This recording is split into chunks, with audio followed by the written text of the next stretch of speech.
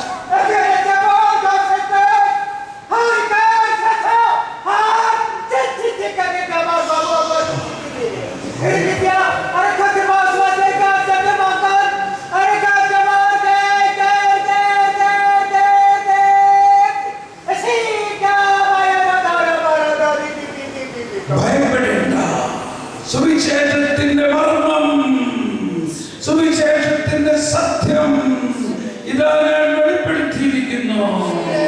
ഭയപ്പെടാതെ ധൈര്യമായി മുന്നോട്ട് പോകുക, ധീരതയോടെ മുന്നോട്ട് പോകുക, കാലത്തിൽ പ്രകാശമായി മുന്നോട്ട് പോകുക.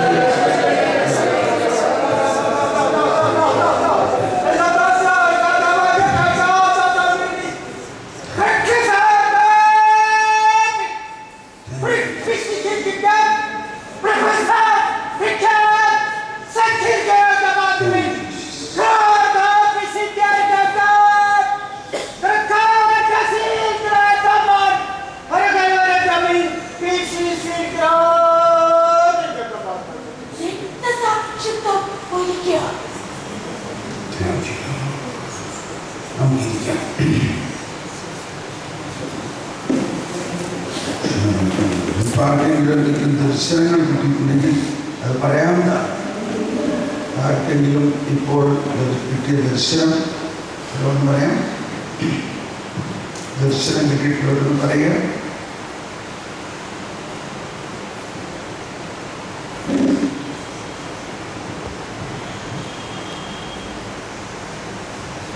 സൂചിച്ചുകൊണ്ടിരിക്കുമ്പോഴും പ്രഭന്റെ ഈ നെറ്റിയിൽ വലിയൊരു പ്രകാശം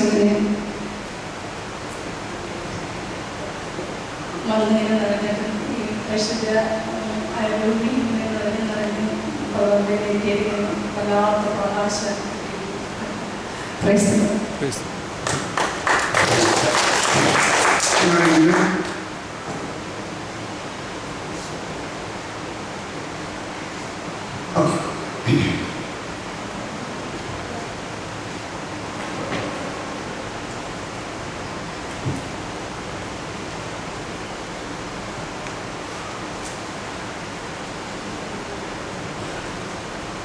യേശു നിൽക്കുന്നതും യേശുയുടെ ഹൃദയത്തിൽ നിന്ന് രക്തവും ജലവും ഇങ്ങനെ ഒഴുകി നിൽക്കുന്നതും എൻ്റെ വായിലേക്ക് ഇങ്ങനെ എന്നിൽ വിശ്വസിക്കുന്ന എൻ്റെ ഹൃദയത്തിൽ നിന്നും വിശുദ്ധ ലിഖിതം പ്രസ്താവിക്കുന്നത് പോലെ ജീവജലത്തിന്റെ അരുവികൾ ഒഴുകും. ഇങ്ങനെ എൻ്റെ ഉള്ളിലേക്ക് ശക്തമായിട്ട് തന്നുകൊണ്ടിരുന്നു.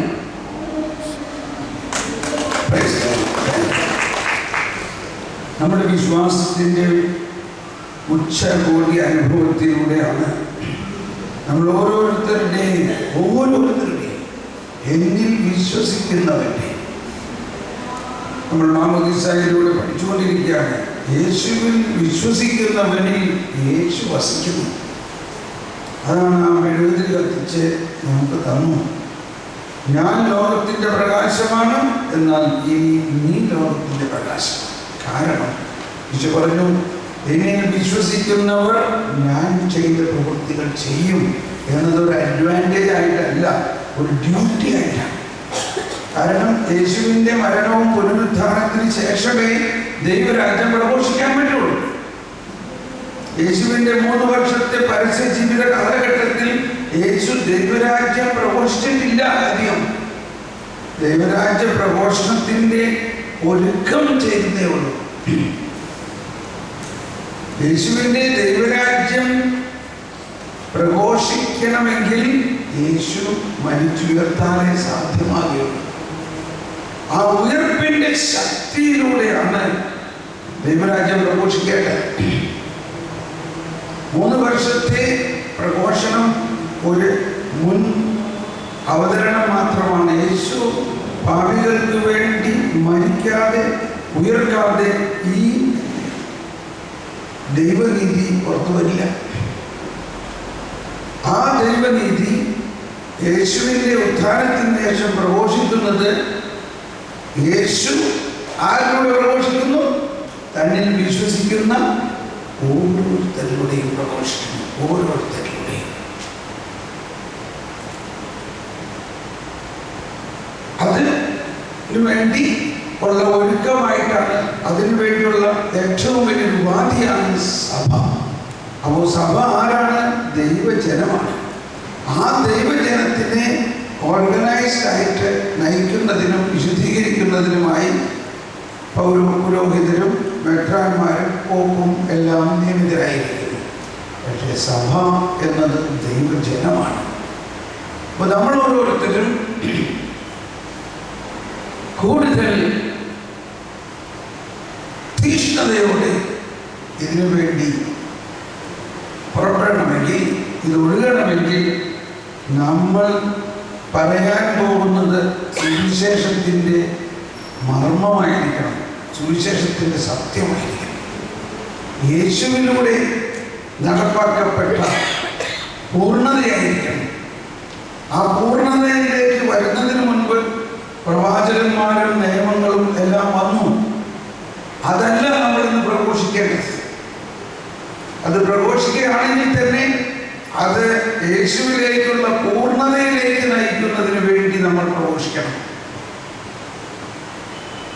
അതുകൊണ്ടാണ് ഈശോ പറഞ്ഞത്, നിയമവും പ്രവാചകന്മാരും യോഹന്നാൻ വരെ. യോഹന്നാന് ശേഷം എന്ത് സംഭവിച്ചു? അതൊന്നും ഇല്ലാതായിട്ടില്ല, അത് പൂർത്തിയായി. ആരിലൂടെ പൂർത്തിയായി? യേശുവിലൂടെ പൂർത്തിയായി. നിയമത്തിലും പ്രവാചകന്മാരിലും എഴുതിയിരുന്ന കാര്യങ്ങളെല്ലാം യേശു വന്നപ്പോൾ പൂർത്തിയായി. അതുകൊണ്ടാണ് ആ അർത്ഥത്തിലാണ് നമ്മൾ എടുക്കേണ്ടത്. നിയമവും പ്രവാചകന്മാരും യോഹന്നാൻ വരെ. യോഹന്നാൻ വന്നിട്ട് പറയുകയാണ്, ഇതാ വന്നിരിക്കുന്നു, സമയം സമാഗതമായി, എന്നേക്കാൾ വലിയവൻ എൻ്റെ പിന്നാലെ വരും, അവൻ്റെ ജൂത്തയുടെ പീത്തയും പോലും അഴിക്കാൻ എനിക്ക് ഞാൻ യോഗ്യനല്ല. അവൻ നിങ്ങളെ പരിശുദ്ധാത്മാവ് കൊണ്ട് സ്നാനപ്പെടുത്തും. അവൻ്റെ കയ്യിൽ തന്നെയാണ് വീശുമുറമുള്ളത്. അവൻ കളം വെടിപ്പാക്കി വിത്ത് കളപ്പുരകളിൽ ശേഖരിക്കും. രണ്ട് സെന്റൻസ് കൊണ്ട് ഈ ആൽഫായും ഒമേഗായും യോഹന്നാൻ പറഞ്ഞു കഴിഞ്ഞു. Praise the Lord. എബ്രായലേഖനം റോമർ 10:3 നമ്മൾ കേട്ടു.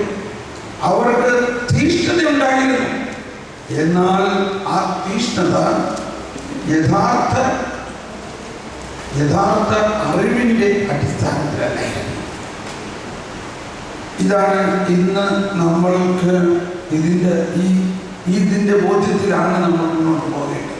നമുക്ക് തീഷ്ണതയുണ്ട്, പക്ഷെ തീഷ്ണത എന്തിൻ്റെ അടിസ്ഥാനത്തിലായിരിക്കും? അത് വായിക്കുന്നവരും അവർക്ക് ദൈവത്തെക്കുറിച്ച് തീഷ്ണതയുണ്ടെന്ന് ഞാൻ സാക്ഷ്യപ്പെടുത്തുന്നു. ആ തീഷ്ണത ശരിയായ അറിവിന്റെ അടിസ്ഥാനത്തിലല്ലെന്നേ ഉള്ളൂ. എന്നാൽ ദൈവത്തിന്റെ നീതിയെക്കുറിച്ച് അവർ അജ്ഞരാകൊണ്ടും തങ്ങളുടെ തന്നെ നീതി സ്ഥാപിക്കാൻ വ്യഗ്രത കാണിക്കുന്നത് കൊണ്ടും ദൈവനീതിക്ക് അവർ കീഴ്വഴങ്ങിയില്ല. തുടർന്ന് വിശ്വസിക്കുന്ന ഏതൊരുവനും നീതീകരിക്കപ്പെടുന്നതിന് ക്രിസ്തു നിയമത്തെ പൂർത്തീകരിച്ചിരിക്കുന്നു. ക്രിസ്തു നിയമത്തെ പൂർത്തീകരിച്ചിരിക്കുന്നു. വിശ്വസിക്കുന്ന, നീതീകരിക്കുന്നത്. അപ്പോൾ ആ നീതീകരണത്തെ ലക്ഷ്യമാക്കി നീങ്ങുമ്പോഴാണ് ഈ നിയമത്തിന്റെ അർത്ഥം നമുക്ക് മനസ്സിലാവുന്നത്. എന്തിനാ നിയമം വന്നത്? നിയമം വന്നത് നമ്മളെ നീതീകരിക്കുന്നതിനാണ്. അതിന്റെ പൂർത്തീകരണമാണ് യേശുക്രിസ്തുവിലൂടെ. റോമരുടെ അധ്യായത്തിൽ 1 തന്നെ പറയുന്നുണ്ട്, 1:17 വിശ്വാസത്തിൽ നിന്ന് വിശ്വാസത്തിലേക്ക് നയിക്കുന്ന ദൈവത്തിന്റെ നീതി വെളിപ്പെട്ടിരിക്കുന്നു. ആ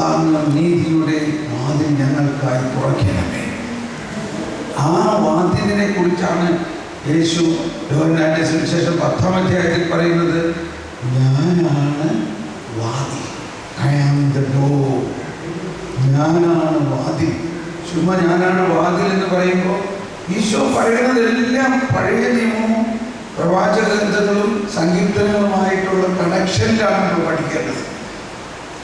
നീതിയുടെ വാതിൽ ഞങ്ങൾക്കായി തുറക്കേണമേ. അപ്പൊ ആ നീതിയുടെ വാതിൽ യേശുവാണ് തുറന്നിരിക്കുന്നത്. ഞാനാണ് വാതിൽ. യേശുവിലൂടെ അല്ലാതെ മറ്റാരിലൂടെയും ഈ നീതി പ്രപഞ്ചത്തിൽ വെളിവാക്കപ്പെട്ടിട്ടില്ല. അതുകൊണ്ടാണ് അത് പഴയ നിയമത്തിൽ വെളിവാക്കപ്പെടുക അസാധ്യം. യേശുവിലൂടെയും ഇത് വെളിവാക്കപ്പെടുന്നത് യേശുവിൻ്റെ പ്രഘോഷണത്തിലൂടെയല്ല, യേശുവിൻ്റെ ജീവിത ബലിയിലൂടെ. യേശു പീഡ സഹിച്ച് മരിച്ച് അടക്കി ഉയർത്ത അതിലൂടെയാണ് നീതി വെളിപ്പെടുന്നത്. അതുകൊണ്ട് അതിനു മുൻപും സുവിശേഷത്തിലും ഇത് മുഴുവനും വെളിപ്പെടില്ല. ഉയർപ്പ് കഴിഞ്ഞതിന് ശേഷമേ ഇത് വെളിപ്പെടുകയുള്ളൂ. അതുകൊണ്ടാണ് അതിനെക്കുറിച്ച് അധികവും ഉയർപ്പ് കഴിഞ്ഞ ശേഷമുള്ള അപ്പോസ്തലൻ പൗലോസിനെ ഇത് വെളിപ്പെടുത്തി കൊടുത്തിരിക്കുന്നത്.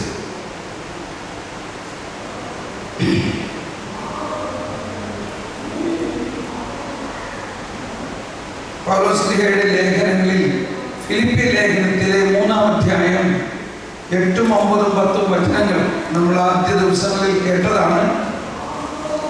യേശുവിനെ കുറിച്ചുള്ള അറിവിനെ കുറിച്ച് പറയുകയാണ്. എന്റെ കർത്താവായ യേശു ക്രിസ്തുവിനെ കുറിച്ചുള്ള ജ്ഞാനം കൂടുതൽ വിലയുള്ളതാകയാൽ സർവ്വതും നഷ്ടമായി തന്നെ ഞാൻ പരിഗണിക്കുന്നു. എല്ലാവരും ഏറ്റു പറഞ്ഞുകൊണ്ട് അവനെ പ്രതി ഞാൻ സകലവും നഷ്ടപ്പെടുത്തുകയും ഉച്ഛിഷ്ടം പോലെ കരുതുകയുമാണ്. ഇത് ക്രിസ്തുവിനെ നേടുന്നതിനും അവനോട് കൂടെ ഒന്നായി കാണപ്പെടുന്നതിനും വേണ്ടിയാണ്. തുടർന്നുള്ള ഭാഗമാണ് നമ്മൾ വായിക്കേണ്ടത്. എനിക്ക് നിയമത്തിൽ നിന്ന് ലഭിക്കുന്ന എനിക്ക് നിയമത്തിൽ നിന്ന് ലഭിക്കുന്ന നീതിയല്ല ഉള്ളത്. ഒരിക്കൽ കൂടി എനിക്ക് നിയമത്തിൽ നിന്ന് ലഭിക്കുന്ന നീതിയല്ല ഉള്ളത്. പിന്നെയോ ക്രിസ്തുവിലുള്ള വിശ്വാസം വഴി ലഭിക്കുന്ന നീതിയാണ്.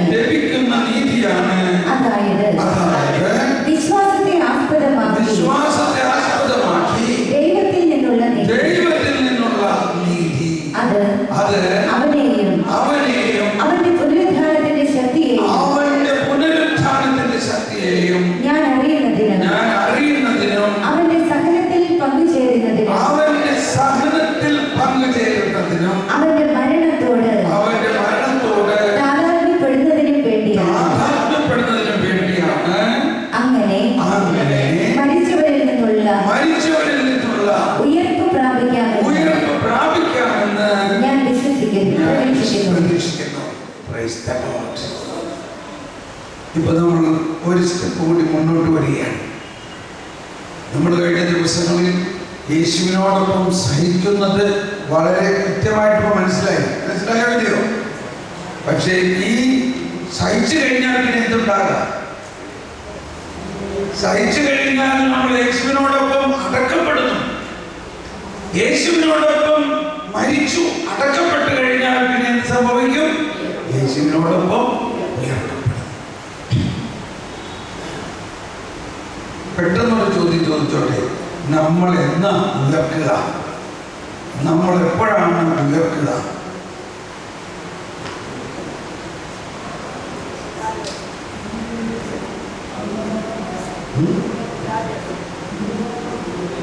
ഉത്തരം എന്താണ്? എല്ലാ ദിവസവും ഉയർക്കുക. ഈ അടുത്ത ഉത്തരം എന്താ? നമ്മൾ എന്നും ഉയർക്കും. യേശു ക്രിസ്തുവിന്റെ യേശുവിൽ മരിക്കുമ്പോൾ ഉയർത്തുന്നു.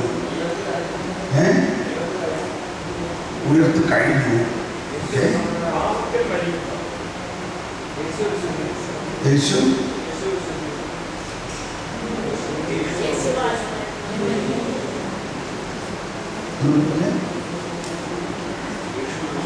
യേശുവിൽ വിശ്വസിക്കുമ്പോൾ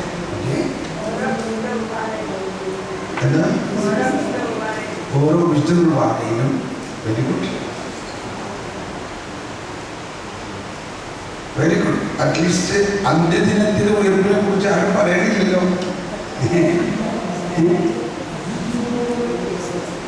അന്ത്യദിനത്തിലെ ഉയർപ്പല്ലേ, അതാണ് ഉയർപ്പ്. എന്നാൽ 1002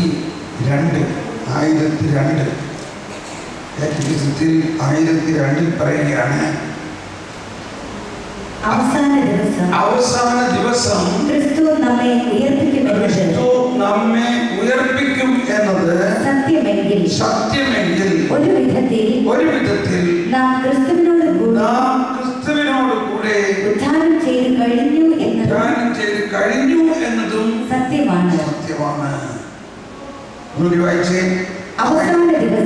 അവസാന ദിവസം ക്രിസ്തു നമ്മെ ഉയർപ്പിക്കും എന്നത് സത്യമെങ്കിൽ ഒരു വിധത്തിൽ നാം ക്രിസ്തുവിനോട് കൂടി ഉദ്ധാനം ചെയ്ത് കഴിഞ്ഞു എന്നതും സത്യമാണ്. എന്തെന്നാൽ പരിശുദ്ധാത്മാവിന്റെ പ്രവർത്തനത്താൽ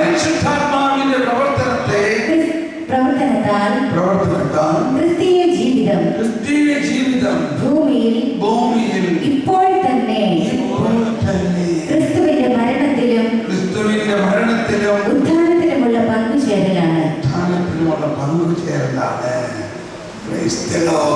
ഒന്നുകൂടി ശബ്ദമുയർത്തിയാൽ അവസാന ഭാഗം വായിച്ച് എല്ലാവരും കരമുയർത്തും ഏറ്റുപറഞ്ഞ്, എന്തെന്നാൽ പരിശുദ്ധാത്മാവിന്റെ പ്രവർത്തനത്താൽ ക്രിസ്തീയ ജീവിതം ഭൂമിയിൽ ഇപ്പോൾ തന്നെ ക്രിസ്തുവിന്റെ മരണത്തിലും ഉത്ഥാനത്തിലുമുള്ള പങ്കുചേരലാണ്.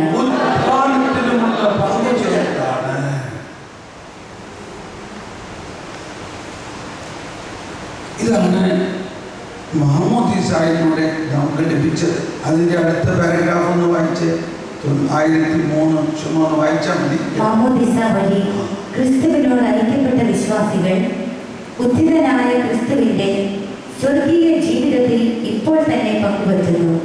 പക്ഷേ ഈ ജീവിതം ദൈവത്തിൽ ക്രിസ്തുവിനോട് കൂടെ നിഗൂഢമായിരിക്കുന്നു. പിതാവ് അവിടുത്തോട് കൂടെ നമ്മെ ഉയർപ്പിച്ചു, സ്വർഗത്തിൽ യേശു ക്രിസ്തുവിൽ അവിടുത്തോട് കൂടെ ഇരുത്തുകയും ചെയ്തു. കുർബാനയിൽ അവിടുത്തെ ശരീരം കൊണ്ട് പരിപോഷിപ്പിക്കപ്പെട്ട നാം അവിടുത്തെ ശരീരത്തിന്റെ ഭാഗമായി തീരുന്നു. നാം അവസാന ദിവസം ഉയർത്തെഴുന്നേൽക്കുമ്പോൾ അവിടുത്തോട് കൂടെ നാം മഹത്വത്തിൽ കാണപ്പെടുകയും ചെയ്യും. ആ ദിവസത്തിന്റെ പ്രത്യാശയിൽ വിശ്വാസികളുടെ ശരീരവും ആത്മാവും ക്രിസ്തുവിലായിരിക്കുക എന്ന മഹത്വത്തിൽ പങ്കുപറ്റുന്നു. സ്വന്തം ശരീരത്തെ മാത്രമല്ല, ഏതൊരു വ്യക്തിയുടെയും, പ്രത്യേകിച്ച് പീഡ സഹിക്കുന്ന ഓരോ വ്യക്തിയുടെയും ശരീരത്തെ ബഹുമാനത്തോടെ കൈകാര്യം ചെയ്യണമെന്ന് ഇത് ആവശ്യപ്പെടുന്നു. ശരീരം കർത്താവിനും കർത്താവ് ശരീരത്തിനും വേണ്ടിയുള്ളതാണ്. ദൈവം കർത്താവിനെ ഉയർപ്പിച്ചു, അവിടുത്തെ ശക്തിയിൽ നമ്മെയും അവിടുന്ന് ഉയർപ്പിക്കും. അപ്പൊ നമ്മുടെ ഈ ശരീരം അന്ത്യദിനത്തിൽ ഉയർക്കും. എന്നാൽ ആ ഉയർപ്പിക്കുന്നത് ആരാണ്? കർത്താവ് ഈശോ മിശിഹാ തന്നെയാണ്. ഈശോ അത് ഉയർപ്പിക്കും. ആ ഉയർപ്പിക്കുന്ന ഈശോ ആണ് ഇപ്പോൾ ഇവിടെ, അല്ലെങ്കിൽ മാമോദീസായിലൂടെ, അല്ലെങ്കിൽ ഉയർത്തെഴുന്നേറ്റ ഈശോ. ആ ഉയർപ്പിക്കുന്ന ഈശോ തന്നെയാണ് ഇവിടെ ഓരോ വിശുദ്ധ കുർബാനയിലും നമ്മൾ സ്വീകരിക്കുന്നത്. അതുകൊണ്ടാണ് ആ ഈശോ ആൽഫായും ഒമേഗയും. ഇതാണ് ലാസറിന്റെ ഭവനത്തിൽ ഈശോ. അപ്പൊ അതിന്റെ ആരംഭം ഒരു പക്ഷേ ഇല്ലായിരിക്കാം. ലാസർ ഈശോയുടെ ഉറ്റ സുഹൃത്തായിരുന്നു. മാത്രമറിയൊക്കെ അവർ ബാല്യകാല സുഹൃത്തുക്കളാണ്. ഈശോ ഉയർക്കുന്നതിന് മുൻപ് ഈ ഉയർപ്പിനെ കുറിച്ച് ഒന്നും പഠിപ്പിക്കണം ആളുകളെ. എന്താണ് ഉയർപ്പ്? എങ്ങനെയാണ് ഉയർക്കുക? അതിനൊരു ഡെമോൺസ്ട്രേഷൻ ചെയ്യാനായിട്ട്, ഉയർപ്പിനെ കുറിച്ച് ഡെമോൺസ്ട്രേഷൻ ചെയ്യണമെങ്കിൽ എന്ത് വേണം? ആരെങ്കിലും മരിക്കണം. അപ്പൊ ഇതാരെയാണ് ഇതിന് ഉപയോഗിക്കാൻ പറ്റുക? മനസ്സിലായി? അതിന് നമ്മൾ ഉറ്റ സുഹൃത്തായിട്ടുള്ള ആരെങ്കിലും പറ്റുള്ളൂ അല്ലേ? അങ്ങനെ തൻ്റെ ഉറ്റ സുഹൃത്തായ ലാസറിനെ ഇതിനെ ഉപയോഗിക്കാൻ ഉദ്ദേശിച്ചു. അപ്പൊ അതിൻ്റെ തലേ ദിവസങ്ങളെല്ലാം യേശു അവിടെ വന്നപ്പോ ഫരിസേയരും മുഴുവൊക്കെ യേശു പറഞ്ഞു. യേശുവിന്റെ പ്രസംഗത്തിൽ ഒരു കാര്യം അവരെ വളരെയധികം ചൊടിപ്പിച്ചത്, ഞാനും പിതാവും ഒന്നാണ്. അപ്പോഴാണ് ഇവര് കല്ലെടുത്ത് എറിയാനൊക്കെ പോയത്. നമ്മുടെ അനിമേഷൻ കാർട്ടൂണിലിങ്ങനെയാണ്. അപ്പൊ അവിടെ തീർച്ചയായിട്ടും ലാസർ ഉണ്ടായിരിക്കണം ഈ കല്ലെറിഞ്ഞ നടന്നത്. അപ്പൊ ലാസർ അതെല്ലാം തടഞ്ഞ് കല്ലെറിയാൻ പറ്റില്ല എന്നൊക്കെ പറഞ്ഞുകൊണ്ട് ഭയങ്കര ഉണ്ടാക്കിയിട്ടുണ്ടാവും ലാസർ അല്ലേ? യേശുവിനെ കല്ലെറിയാൻ. അങ്ങനെയാണ് സീൻ തുടങ്ങുന്നത്. പക്ഷേ അത് കഴിഞ്ഞിട്ട് ലാസർ വീട്ടിൽ വന്ന് കിടന്നപ്പോൾ ഭയങ്കര പനിയായി. ആള് സ്വപ്നത്തിൽ ഉറപ്പിച്ചൊക്കെ പറയാറുള്ളത്, അയ്യോ അവനെ കൊല്ലല്ലേ, കല്ലെറിയല്ലേ.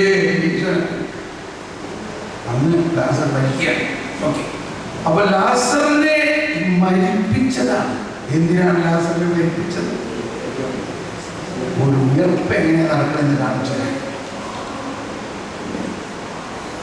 യേശുവിനെ നീ സ്നേഹിക്കുന്നവർ രോഗിയായിരിക്കുന്നു എന്നുള്ള വിവരം പറഞ്ഞ് പെങ്ങന്മാരെ അയച്ചപ്പോ ഒന്ന് അവിടുന്ന് പറഞ്ഞാൽ പോരായിരുന്നില്ലേ? അവൻ സുഖാവട്ടെ. യേശു പറഞ്ഞില്ല. കാരണം യേശുവിന് വേണ്ടത് ദൈവമഹത്വം വെളിപ്പെടുത്താൻ. ആ ദൈവമഹത്വം വെളിപ്പെടുത്താൻ വേണ്ടി അവൻ മരിക്കട്ടെ.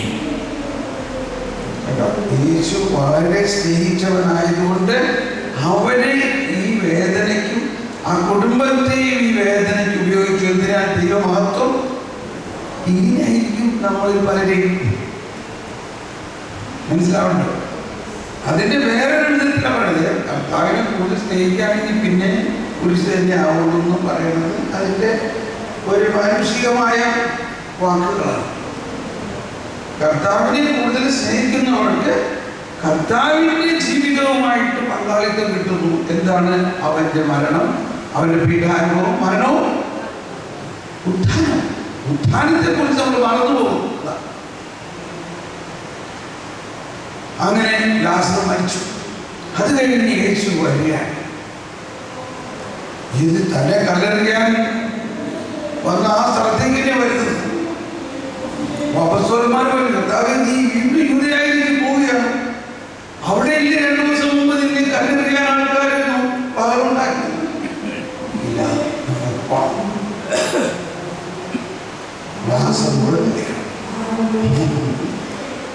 കർത്താവിനെ സംബന്ധിച്ച് ഈ മരണമെല്ലാം ഉറങ്ങലാണ്. നമ്മളാണ് ഈ മരണത്തെ ഓർത്ത് ഭയങ്കരമായിട്ട് വിഷമിക്കുന്നത്. ദൈവത്തെ സംബന്ധിച്ച് ഒരാളെ മരിക്കുക എന്ന് പറഞ്ഞാൽ അവനെ പ്രമോഷൻ കൊടുത്ത് സ്വർഗത്തിലേക്ക് കൊണ്ടുവരണമെന്നാണ്. എന്നിട്ട് ഈശോ അവിടെ വരുമ്പോ പെങ്ങന്മാര്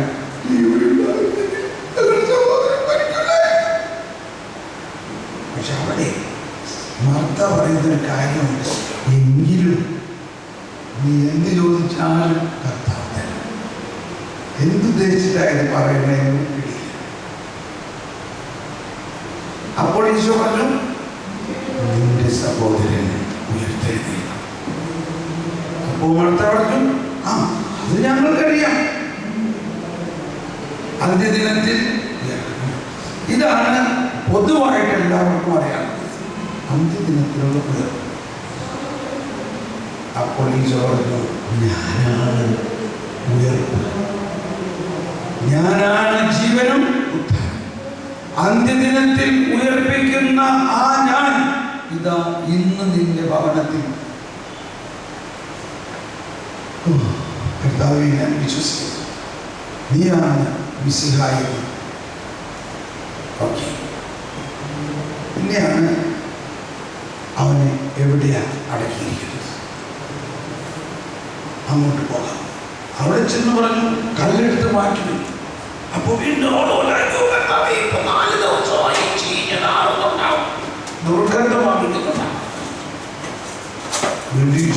ഞാൻ പറഞ്ഞില്ലേ എന്താണ് എല്ലാവർക്കും പറഞ്ഞ്, വിശ്വസിച്ചാൽ നീ ദൈവമഹത്വം കാണുമെന്ന് ഞാൻ പറഞ്ഞില്ലേ. ലാസർ എന്ന ഒരു വ്യക്തി ചീഞ്ഞലിഞ്ഞിരിക്കുകയാണ്. ശരിയാണ്. എന്നാൽ ഇവിടെ മറ്റൊരു പെൺകുട്ടി, അവന്റെ പെങ്ങൾ പറയാണ്, നീ വിശ്വസിക്കുകയാണെങ്കിൽ, നീ എന്റെ ഉയർപ്പിന്റെ പ്രവർത്തനത്തിൽ വിശ്വസിക്കുകയാണെങ്കിൽ, നിന്റെ ഈ ചീഞ്ഞളിഞ്ഞ സഹോദരൻ ഇപ്പോ ഉയർത്തരുത്. വിശ്വാസത്തിന്റെ എന്തൊരു വലിയ പ്രവർത്തനമാണ് അവിടെ കാണിക്കുന്നത്. മനസ്സിലായി? എന്തുകൊണ്ടാണ് ഇന്ന് നമ്മുടെ സമൂഹത്തിൽ അല്ലെങ്കിൽ നമ്മളിൽ തന്നെ പാപം മൂലം ചീഞ്ഞളിഞ്ഞ അവസ്ഥ? നമ്മളെപ്പോഴും ദൈവത്തിന്റെ ഈ അത്യുന്നതമായ ഉയർപ്പിന്റെ ശക്തിയിൽ നമ്മൾ വിശ്വസിക്കുന്നില്ല. ആ ഉയർപ്പ് അന്ത്യദിനത്തിൽ കിട്ടുമെന്ന് തന്നെ നമ്മൾ പ്രതീക്ഷിക്കുന്നു. ആ ഉയർപ്പ് ഇന്ന് നമുക്ക് കിട്ടാം. ആ ഉയർപ്പിന്റെ ശക്തിയിലൂടെയാണ് ഒരുവരിൽ നീതീകരണം നടക്കുന്നത്. ആ ഉയർപ്പിന്റെ ശക്തിയിലൂടെയാണ് ദൈവത്തിന്റെ മഹത്വം വെളിപ്പെടുന്നത്,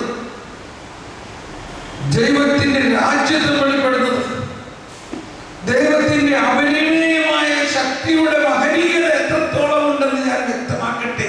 എഫെസ്യർ 1:19 നമ്മൾ കേട്ടല്ലോ. വിശ്വാസികളായ നമ്മിലേക്ക് പ്രവഹിക്കുന്ന അവന്റെ ശക്തിയുടെ മഹനീയത എത്രത്തോളം ഉണ്ടെന്ന് വ്യക്തമാക്കട്ടെ.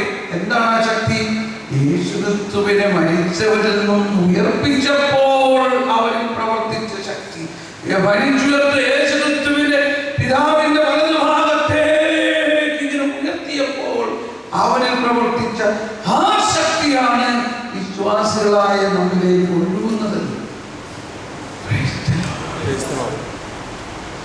എനിക്ക് പരിചയമുള്ള ഒരു സഹോദരി ബോംബെയിലുണ്ട്. ഒരു 3 വർഷമായിട്ട് അവർക്ക് ഭയങ്കര പ്രശ്നമാണ്.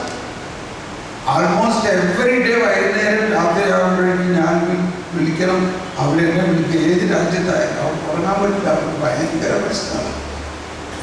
എല്ലാവരും പറയുന്നു അത് പീഡയാണ്, പിശാചാണ്.